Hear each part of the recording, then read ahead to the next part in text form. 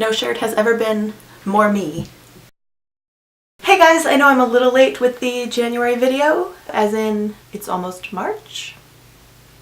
But I was on a self-imposed deadline for last Tuesday's video, so that took priority over this one. But I still wanted to get this one together. January seemed so long, but it was a good month. I got a lot of art finished, made travel plans for another trip to Scotland. I went to Nashville, found a new favorite TV show, 24, which is an older show, but I had never seen it in its original run, so I've been flying through all the seasons. I'm so addicted. The year's off to a good start reading-wise. I set a very small goal of 10 books in 2019. This is because I read a grand total of 6 whole books in 2018.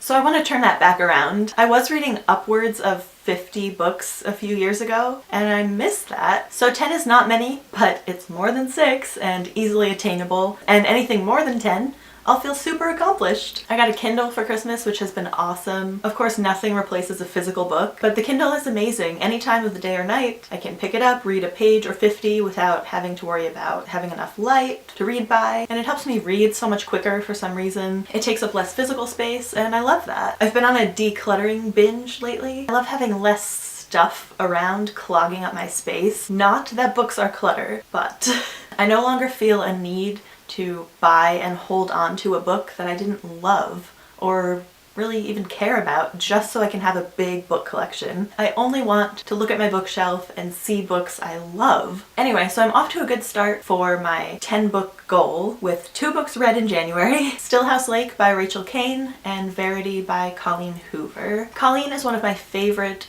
auto-buy authors. I've read everything she's written. Oh wait, there's one I haven't read yet. I haven't read All Your Perfects yet. I forgot about that. I've read almost everything she's ever written, and I love her personality so much, but my enjoyment of her books has been declining the last few years. I can't put my finger on it. I'm just not vibing with her books as much as I used to. I still love all her older books as much as ever, but her newer ones just fail to resonate with me the way her older books have, and Verity was no exception. It's more dark than she usually writes, and I thought that would bode well for my reading experience because it's something a little bit different for her. I had very high hopes, and it was good, but I didn't love it. Her writing is still compulsively readable, and I flew through the book, and I'm glad I read it, but it's missing that old magic. I'll continue to buy and read everything she writes though, because I'll always support such an awesome human, and I'm still in search of that old magic. I have faith that it will come back, and maybe it's in All Your Perfects. I'll have to read that and let you know. So Verity is about a young writer who is offered the chance to take over the writing of a hugely popular series because the author of that series has been in a car accident and lost all of her motor skills and brain function. Or has she? Because she seems to be haunting this young author who's taken over her books. It's a thrilling premise and it had its delightfully creepy moments, but ultimately fell flat for me and left me with nothing but a dislike for every single character in the book. I believe that was the point. There are a lot of morally ambiguous choices made, and it's supposed to leave you questioning what's right, but it didn't leave me questioning as much as leave me with a bad taste in my mouth due to how pointlessly unsettling the book was. I feel the ending undid the whole setup, which was very frustrating, and my mind was taking the story to scarier places than it ever went. So I was on the edge of my seat for this big, shocking blowout reveal that never came. I still give it a 3 out of 5 for some chills and its compulsive readability. It definitely has its merits, just didn't quite hit the mark for me. Stillhouse Lake is a deeply gory, disturbing book about a woman who finds out she's married to a serial killer. I was drawn to this book in the midst of the deeply disturbing Watts case. The Watts case is haunting. I can't tell you how heavily Shanann, Bella, and Celeste weigh on my mind daily. So vile and unimaginable. Why? Why did this have to happen to them? But there is no reason, and I can't accept that. And it's the kind of thing that makes you more afraid, more wary in general, because how did no one see this coming? There are supposed to be huge flashing warning signs that this unassuming all-American guy is capable of murdering his pregnant wife and 2 daughters. How is it that to this day No one who knew him can recall a single warning, a temper, a history of violence and indifference toward his family.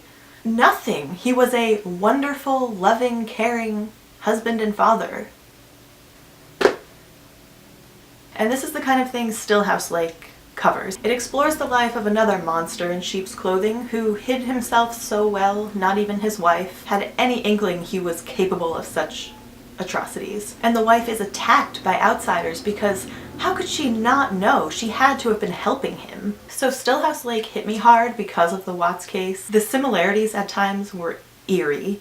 I gave it a 4 out of 5 because in the end I didn't feel it had the punch I was looking for. I didn't realize it was the first book in a series, so this whole first book was basically a setup for more to come. I was looking for a complete story with an ending, not to be left hanging, and it left me hanging in a way that didn't compel me to pick up the next book. I just feel done with it. And again, a big part of that could be because I'm so burnt out on this whole murderous husband thing. I just need to take a step back. It was well written, captivating, horrifying, and I would recommend it to those interested in thrillers. So after all this creepy sadness, Sally Thorne came to the rescue at the end of the month with her second novel, 99% Mine. This book came out in the last couple days of January, so I didn't finish it in January, but it was lovely to have a fun, lighthearted romance to pick me up through the end of this endless month.